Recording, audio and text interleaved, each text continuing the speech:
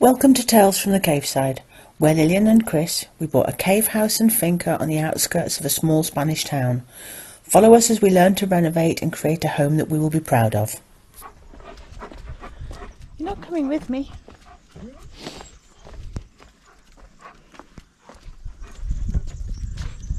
So everybody likes to skip in their garden, don't they? Just to add to the ambience. No doors. No.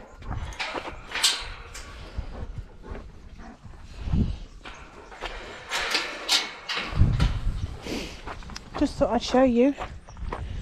I'm going down to check in our bottom garden, and this is going to be lovely one day for the dogs to run around in. But at the moment, I don't want them to know they can get down here, because they will become a nightmare trying to get through the fencing.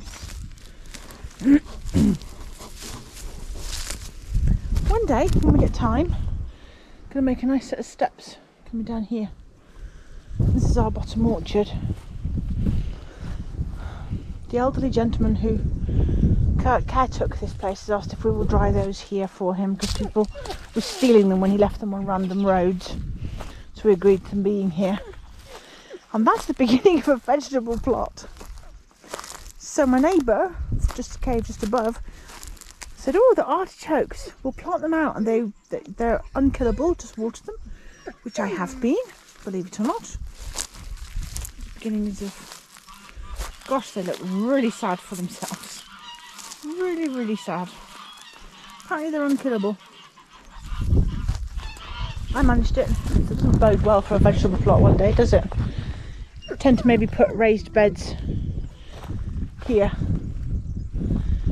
And this is our part of our almond orchard, with olives in it as well. We also have the field the other side of that road, a little lane. But can you imagine what fun those two reprobates would have down here?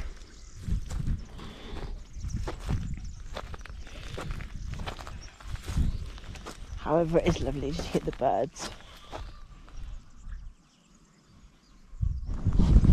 And this year is the last chance saloon for this little one. That is a pomegranate, believe it or not. We never get any fruit off it. Well, not true, we got one fruit. Hatched, as it were, last year, but never made it to pickability. We made a decision on what we're going to do to proceed with this edging here. We have marble tiles that we actually rescued. They were strangely attached to a wall for some unknown reason, but we managed to salvage them. So they are these, and they are 15 centimetres by 30 centimetres, and they're polished. So I think I might have a go at cutting them down today, and then trying to make them fit. Now, I don't know whether to do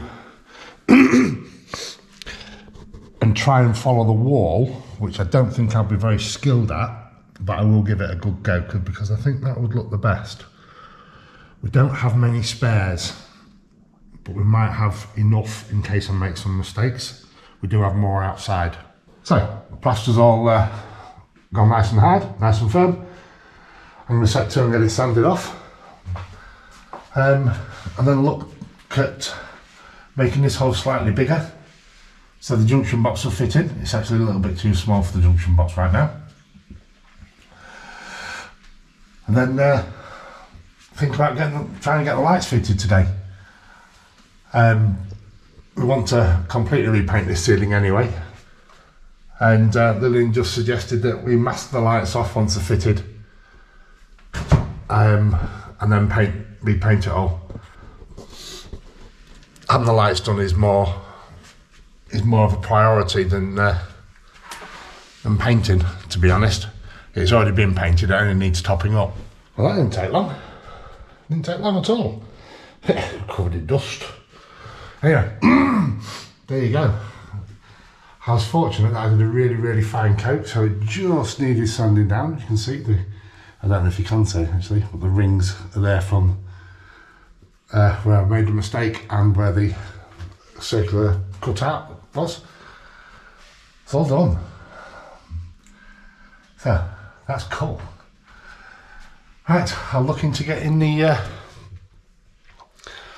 junction box fitted now, and then try and find a method of running the wires from each hole to end up back at the junction box. I did have a solid piece of wire that had used other places, but I think we threw it away. May not have done. I'll have a look.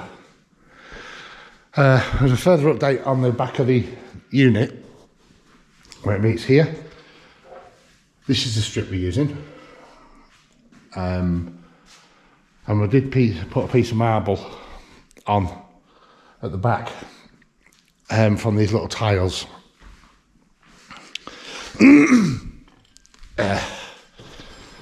These don't work. We can make them fit, but once we put one on and tried it in 3 or 4 different places, we did not like the way it looked. It actually looked dirty. So we're on a mission now to find a suitable replacement. We need an adhesive for the end caps. They don't actually come with one, and there's no fitting instructions.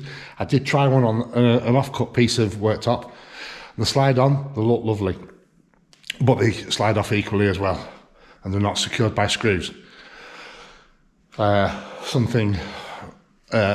adhesive we need, not silicone. So that needs to be done. This can then go on once the tiles have been done. This metal piece actually slides out of a plastic retainer, and you screw the plastic retainer to the worktop.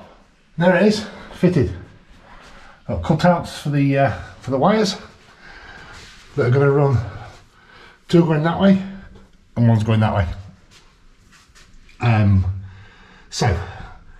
I need to find the method of moving the cables through. We have got a fibre one, but unfortunately it won't work for what we want. So an alternative is going to have to be found. Well, that was an exercise in patience and perseverance. Okay, I finally got this run through.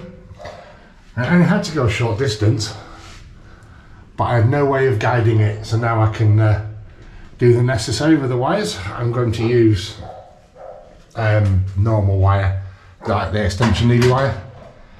So I shall get on with that run to there, and then the next one goes to the junction box from this little light, and then I need to replicate it again from the other side. Hopefully it won't be as time consuming, let's say. Cables are in their place, using 3-core flex. And the lights that we're fitting don't have an earth, but if these lights fail or we choose some different ones, they may need an earth. So future proofing again. Don't want to have to do this again. So I'll get these all stripped back, bared, and get the lights fitted, and then join them up to the mains and see if they work. I did test them when I first put ends on the lights, and they all worked, but knowing my luck, I'll put them up and they won't. Lights are all fitted and they work. Click, click. We've got them set up as a smart light thing as well. It's something that we're doing throughout the house. There will be the odd one or two that isn't, but the rest of them are. It's not just a thing that because it's cool, but it's also a security thing as well. So that's brilliant. Right, I'll get them placed. And even if I do say so myself, that looks awesome. The spacing is equal, although it doesn't really look it. We managed it. So there we go. Yes, that's a nice amount of light in there, and it does look a lot neater without that panel light. Come outside with the camera and somebody wants his moment of glory. Again.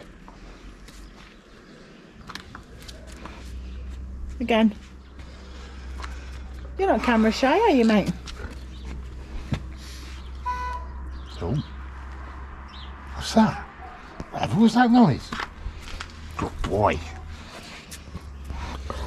No, don't eat the camera.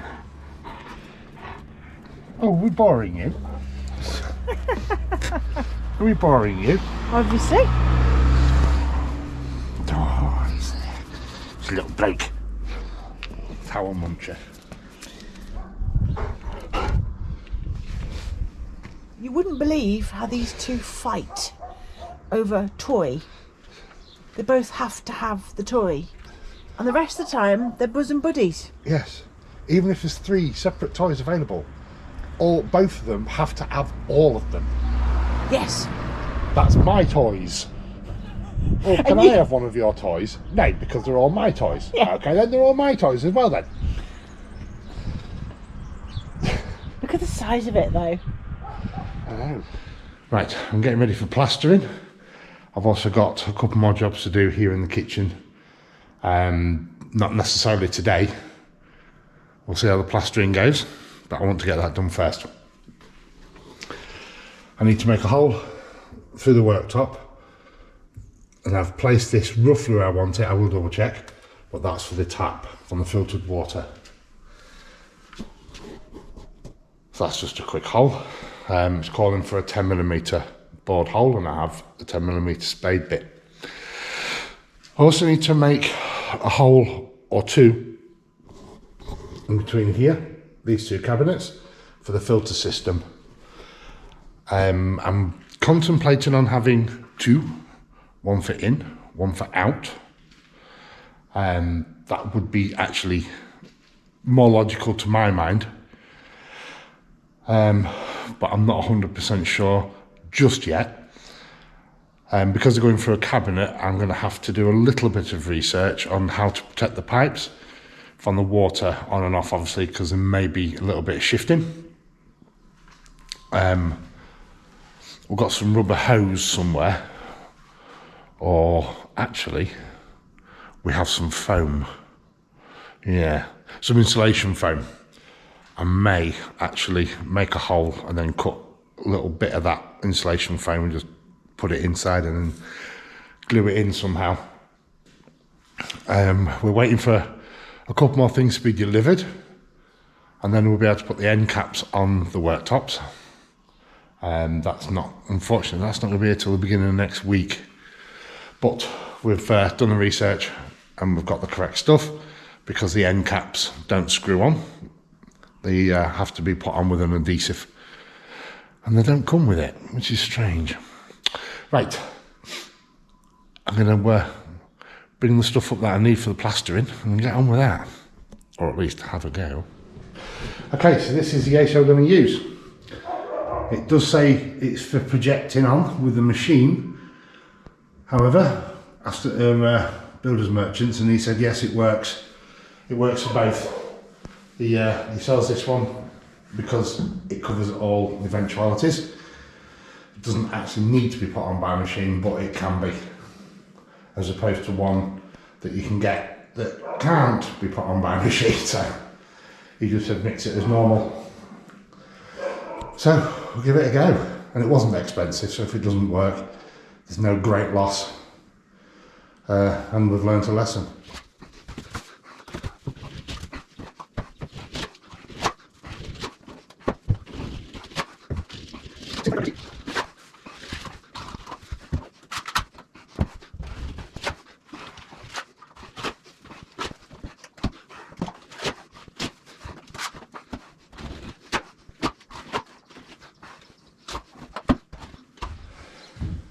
Rightio.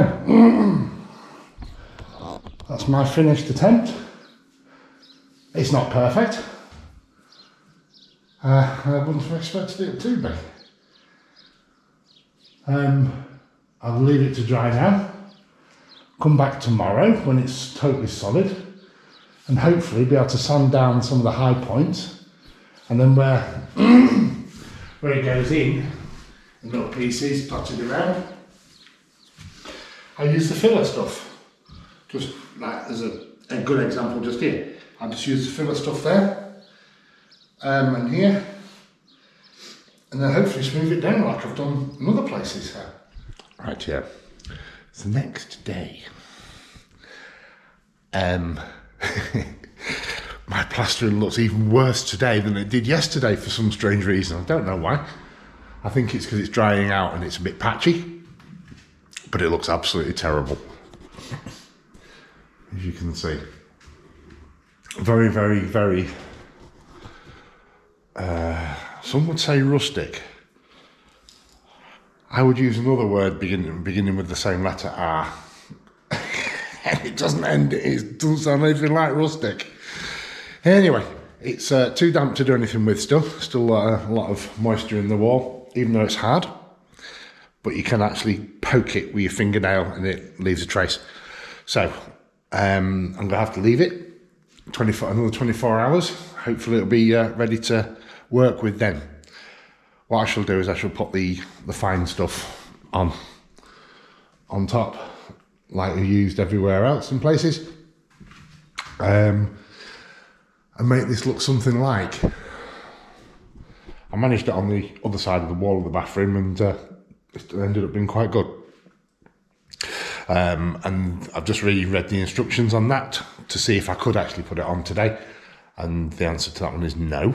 It insists on it not being a high humid area, and also don't put it on if the plaster still has humidity in it as well, which we know it has. And that says it can take that also can take up to 48 hours to dry solid.